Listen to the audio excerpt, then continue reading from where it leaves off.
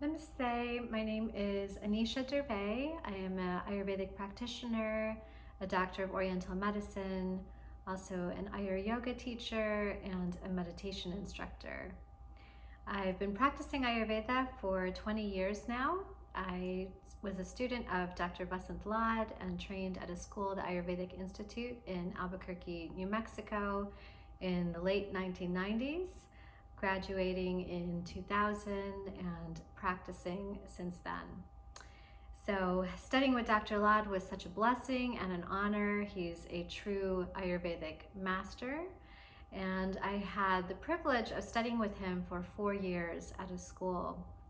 I did the introduction level 1 program for Ayurvedic students. I was in the Gurukula program for advanced Ayurvedic students for 3 years, and also was able to train with him at his school in India. After those 4 years of studying with Dr. Lad, I had the honor of co-writing a textbook with him called The Marma Points of Ayurveda, which is what the topic I'm going to be sharing with you today. This is a lovely resource and book that was published in 2008. We've sold 7,000 copies of the first edition, the hardcover textbook. This is the second edition, which is a paperback color textbook, and we've sold I believe about 5,000 copies of this so far. We also have a great resource for students, the Marma Therapy flashcards. So if you're a student, this is a nice way to test yourself on the point locations and the names of the points and some of the energetics as well. So a little bit more about my background. Because I am an acupuncturist and a doctor of Oriental medicine, my practice style has been very unique in terms of integrating both traditional Chinese medicine and Ayurveda into my offerings. As a student, what I really loved studying these two systems at the same time was the commonality was the energy points, the Marma points. And so I really wanted to know how these points were used differently in the acupuncture system, how they were used differently in the Ayurveda system, and what was common to them. And that's really how the textbook came about. It was a project that I fashioned with Dr. Lad. This was in my last year of being a student, where we would meet every week and talk about just 2 to 3 Marma points in a 2-hour time period. I would bring over all of my acupuncture textbooks and sit down with Dr. Lad. We would compare and contrast the Ayurveda point versus the TCM point if it was the exact same location.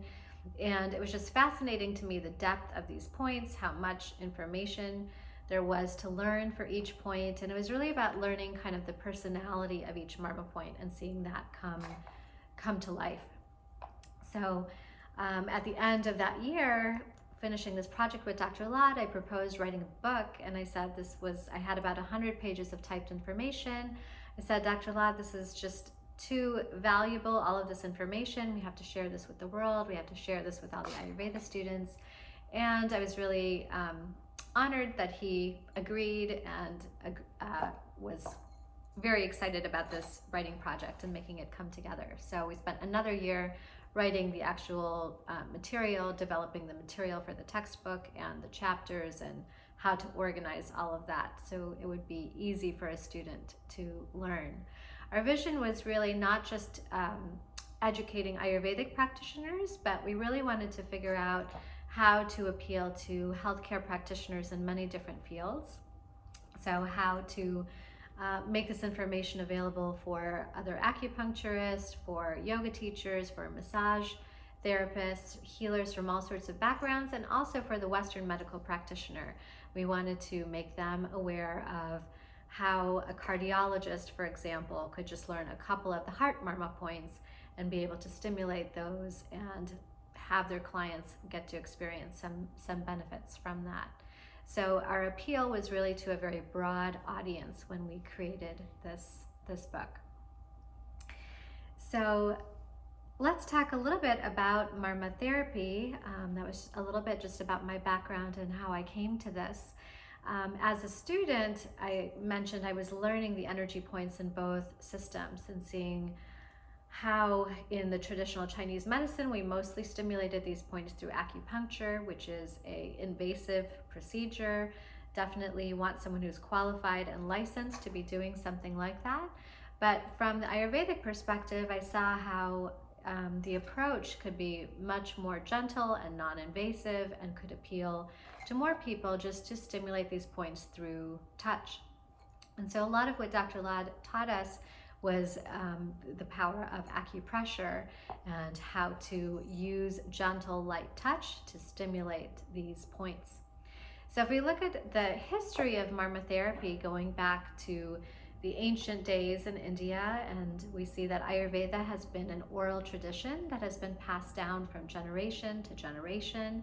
And that is part of the beauty of this tradition, is seeing how the medicine keeps evolving, how Ayurveda can always be relevant to any time period, to any generation, and be included in that current medical system. So if we look at the earliest origins of Marma Therapy, we see that it really started to evolve in the martial arts traditions in India in ancient times. And so there was a few distinguished martial arts traditions who talked about Marma Therapy as a way to inflict injury on an opponent. And using that knowledge, they knew that injuring an opponent at that specific point could diminish their vitality, diminish their energy, could weaken their mindset. And the actual term marma comes from this concept. So the root mar means to kill. And so the idea of these marma points is that any intense stimulation or pressure or touch at these marma points have the ability to instantly kill, because these points are so connected to the body's vitality.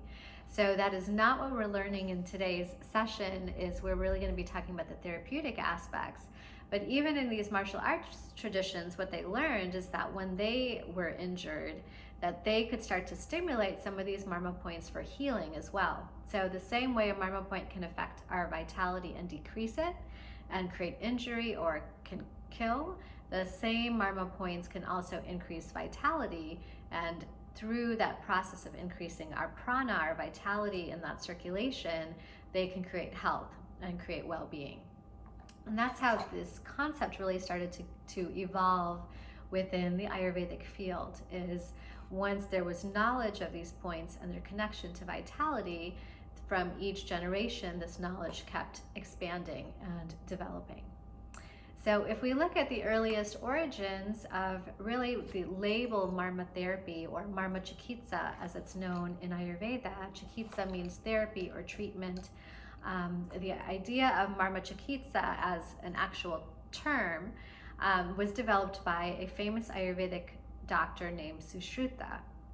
So Sushruta is credited as being the father of surgery, who really invented this practice of surgery centuries ago. And Sushruta's story is that he was the royal physician for a king, and when this king that he was serving rode out into the battlefield one day, he got his nose sliced off. And so Sushruta was rushed to attend to the king, and so the procedure that he did for him was a surgery to reconstruct the nose, and to do this reconstructive surgery for the king. And so one of the things Sushruta understood as he was performing this surgery is that any incision made on the body, if the incision was made through a marma point where there was maximum vitality, it would cause the person's energy to be more depleted. It would cause the recovery process after healing to take much longer. And so with Sushruta, this is one of the things that he really started to codify and write down and record, is the locations of all the marma points.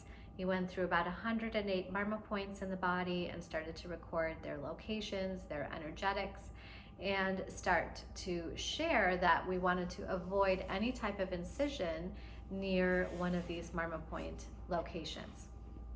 So Sushruta, in his text, which is called the Sushruta Samhita, wrote down 3 volumes, and in one of those volumes there's a section called the Sharira Sthanam, and this is a section on the physical body. Sharira means physical body, And so within the Sharirasthanam, we see the first written recordings about Marma therapy that are documented there.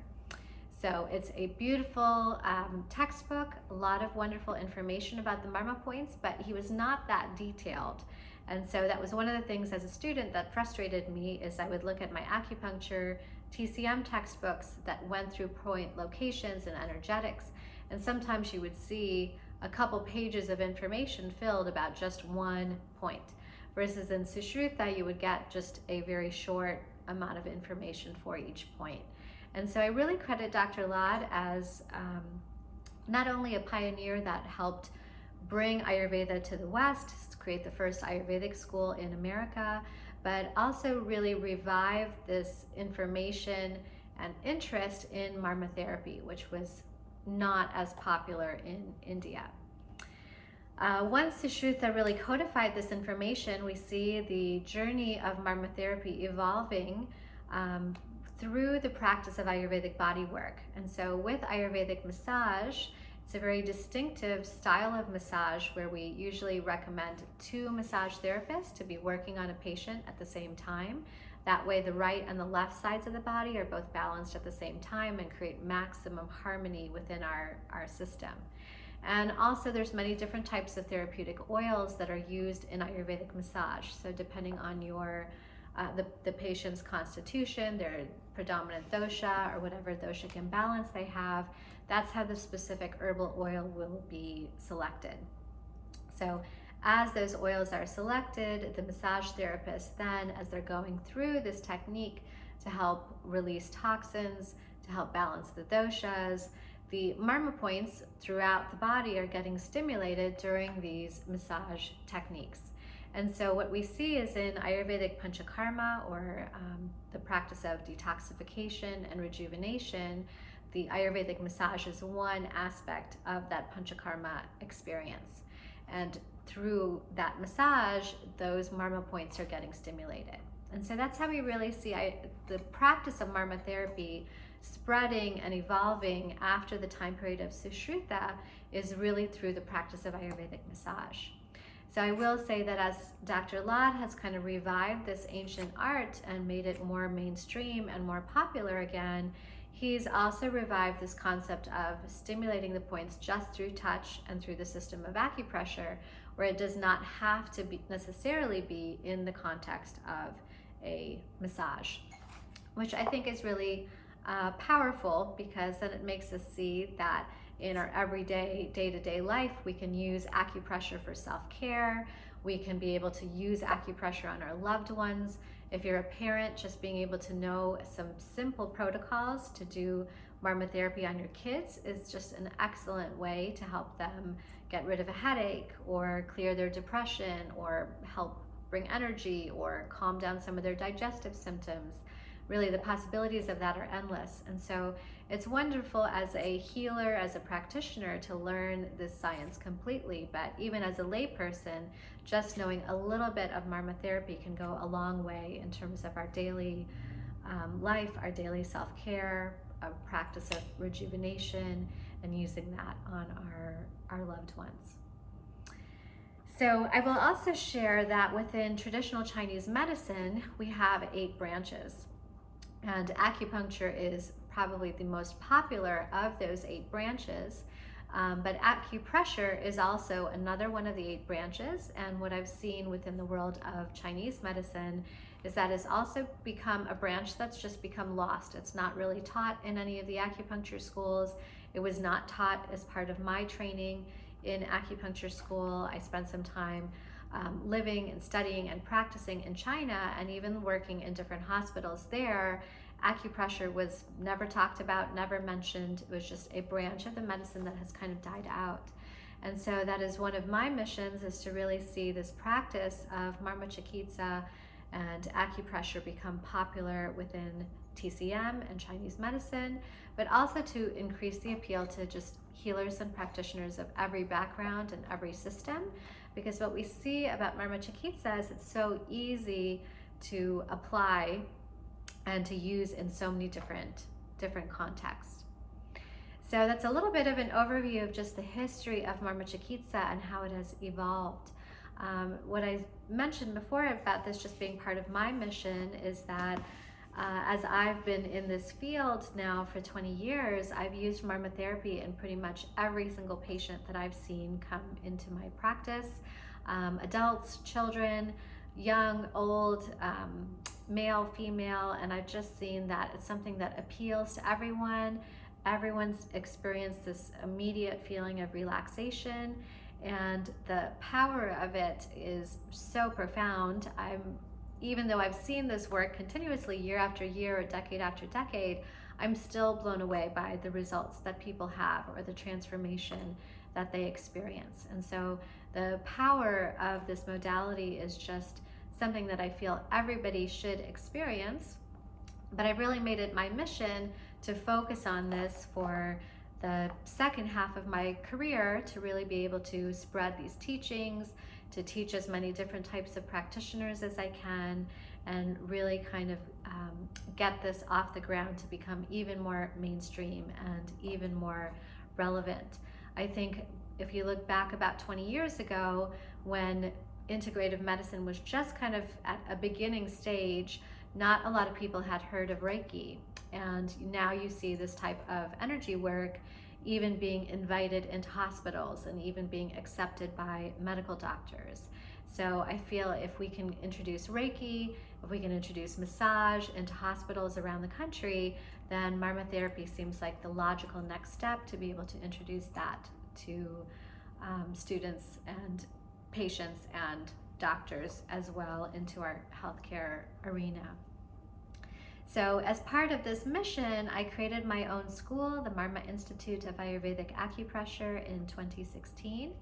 Part of the mission of the school is to offer 7-day trainings where we go through all of the Marma points in the body. So we cover 117 energy points.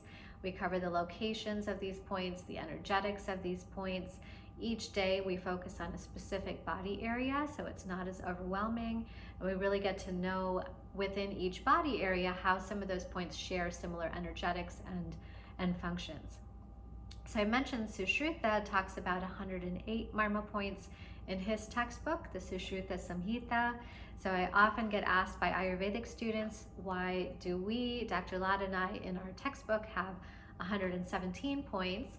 And I do always like to clarify that, because some of the names of these points could be a little bit confusing to students, and sometimes we'd see the same name. Skanda, for example, means shoulder, but we have two different points. We have Urdhva Skanda at the top of the shoulder, and then we have Adha Skanda kind of at the front of the shoulder joint. And so what Dr. Lad and I did is, instead of calling this one point just named Skanda, we gave them two different names. So Urdhva Skanda and Adha Skanda, and differentiated that as 2 points. And so that's how the 108 original number from Sushruta got expanded to 117, is because Dr. Lad and I wanted to have very precise names for each of the points, so there was no confusion about the location of those. So in these trainings, we go through the point locations and energetics, as I mentioned.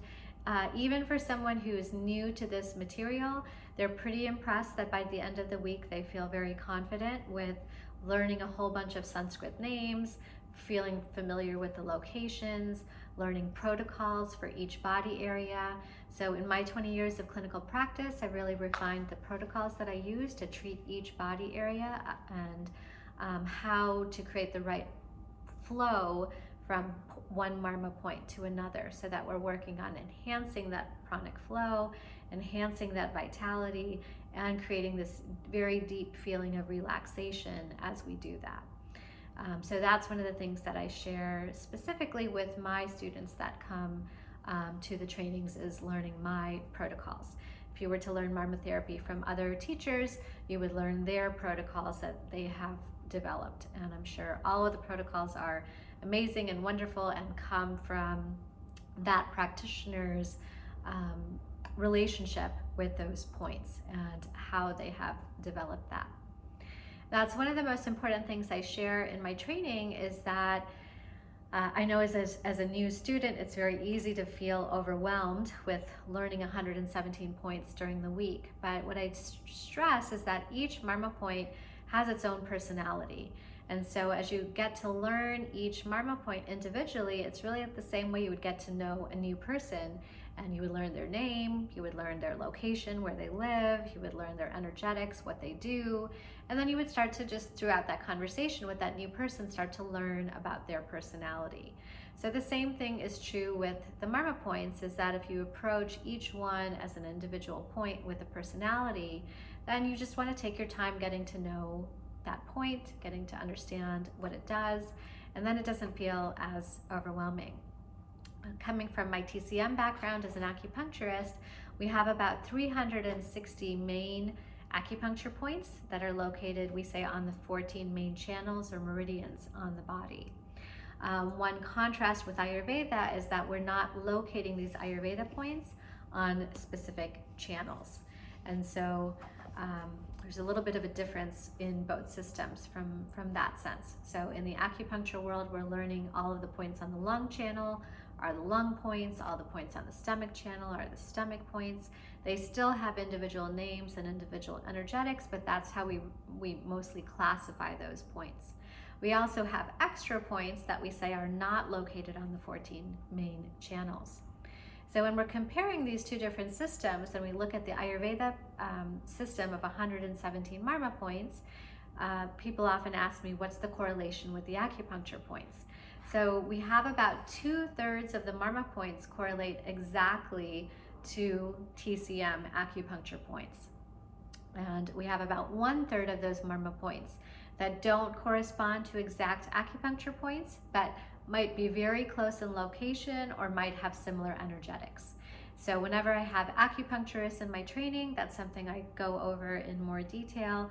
So they are already familiar with all of the TCM points, but so they can kind of understand and compare that contrast between them.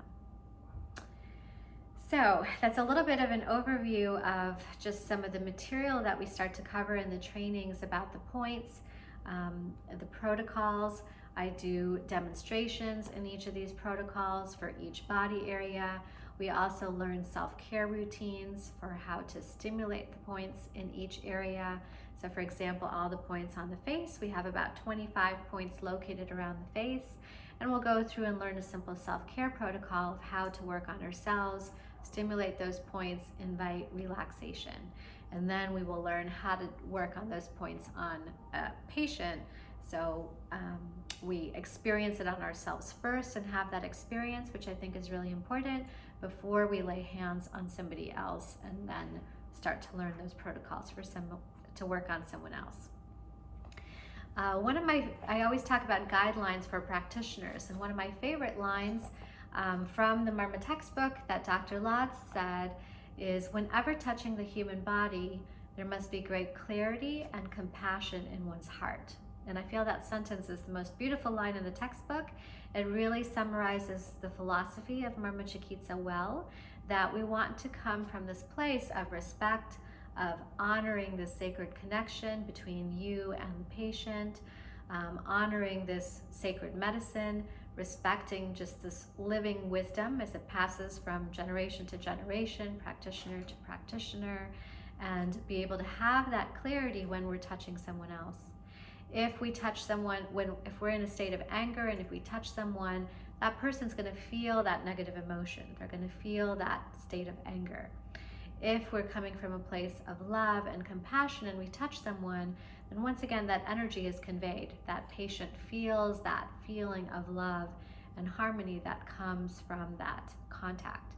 And so this is something that's part of the training we go through in depth, talking about all the guidelines for a practitioner in terms of your own meditation practice, how to get centered, practicing breath work, practicing chanting, all of the things that as a practitioner are going to help you become centered and aligned. And then practical guidelines in terms of touch, the amount of pressure that we use. There's kind of a misperception people have in the West whenever they receive body work, that the deeper the touch, really doing that deep tissue work in a massage, for example, means that they're going to get their money's worth, that they're going to really feel good after that. And that's one of the biggest things that I have to correct in the mindset of not only my patients who come to receive these treatments, but also with the practitioners or students in training about doing this. And so one of the things we talk about in the training is Yogic Anatomy, Ayurvedic Anatomy, TCM Anatomy. And as part of Yogic Anatomy, we go into depth with the concept of the 5 koshas, the 5 sheets. So the physical body is just one of those 5 sheets. And so anytime we do that deep touch work, that deep pressure work, we are working on the physical body. The next layer, the next kosha is called the pranic body. The next layer is called Manomaya kosha, which is the sheath of the mind. And so one of the concepts that I share is that really with the Marma Chikitsa work that we're doing, we're working on the pranamaya kosha. We're working on the pranic body or the energetic body or the breath body, are all different ways you can translate that term. And so as we do the work on the level of pranamaya kosha, it's actually the bridge between the physical body and between the mind. And so working at the level of pranamaya kosha affects body, mind, and breath. And it's a really powerful connection between these 3 koshas. So developing that sensitivity in our fingertips and being cognizant of that is one reason why we're using lighter touch in stimulating these points. So there's so much to say about this topic. There's many different aspects to Marma Chikitsa. I've developed a 50-hour training, so that's over 7 days that we go through. The first 6 days, we go through 6 different body areas, and we cover all of those 117 points. The 7th day is a practicum, so it's all hands-on. We're working on putting together all of those individual protocols for the different body areas to put together a protocol for the whole body. So we cover a protocol for the front, we cover a protocol for the back. Each day, everyone is getting to experience a treatment themselves and really receive, and that's one of the best ways, I feel, to learn the points and the energetics, is what is the feeling it creates within you, and how relaxed do you get, and you start to see the relationships between these points, how they communicate with each other. And then you also each day get to give a treatment for your partner, so you get to, after the demonstration right away, be able to practice that protocol on your patient. I come around and make adjustments if someone's point location is off, just redirect how to get to the right spot, correct the amount of pressure maybe that's being used. So there's a lot of valuable feedback in the hands-on work. It's really hard to talk about a topic such as Marma Chikitsa that is so vast and that is so hands-on in a lecture format or in a video format speaking to you today, but hopefully I've just shared enough to kind of entice you on the topic, to see that Marma Therapy is just a beautiful aspect of Ayurveda that could be applied to so many different modalities, applied to so many different settings. And it's a part of Ayurveda that I feel can really help Ayurveda become more mainstream, because it is something concrete, it is something hands-on, it is something that people can experience. I know one of the first gateways to Ayurveda is most people learning about their doshas and their body types, and that's something that's kind of caught on a little bit, all the online self-diagnosis or questionnaires that people can take. But I feel Marma Chikitsa is something that can appeal to even more people, because just having the immediate experience of it and being in that state of deep relaxation is what's going to win people over, is what's going to make them say, I want more of this. I want to experience more about what Ayurveda has to offer. And then hopefully that will lead people to experiencing it in the context of an Ayurvedic massage, in the context of Panchakarma, doing the deeper cleansing work. But Marma Chikitsa can really become that gateway to get people to experience Ayurveda, to get a glimpse of it, to understand it, and to want more.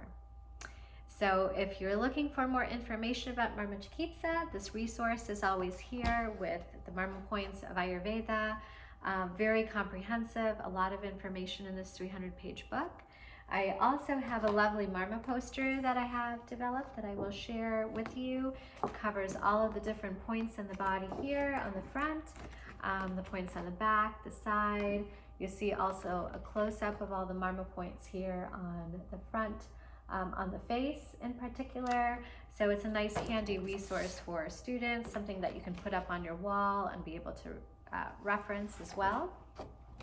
I also, as part of the trainings I offer, have developed a 100-page manual that goes through all of the information that I'm covering in the training, which is different than what's in the textbook, but just goes through our the syllabus or the curriculum that I have designed. I also use essential oils when I'm practicing Marma Chikitsa, so I have a little set made with a specific oil I formulated to balance each dosha, Vata, Pitta, and Kapha. And so this is something that's also offered in my trainings, as well as a lot of other different materials and teaching tools. So thank you so much for your attention today. My website that you can visit is marmatraining.com. On there's more information about my background, my training. There's information about all of the different quarterly trainings that I offer in different cities. You can see if there's a training near you. You can also sign up to be on my mailing list. I send out a newsletter every month where I have a blog and I write a little bit about different Marma points or my journey or going into depth with practicing Marma Chikitsa. Thank you so much for your attention today, and I hope that you will continue your training in Ayurveda, studies in Ayurveda, and decide to also explore Marma Therapy as well. Thank you so much.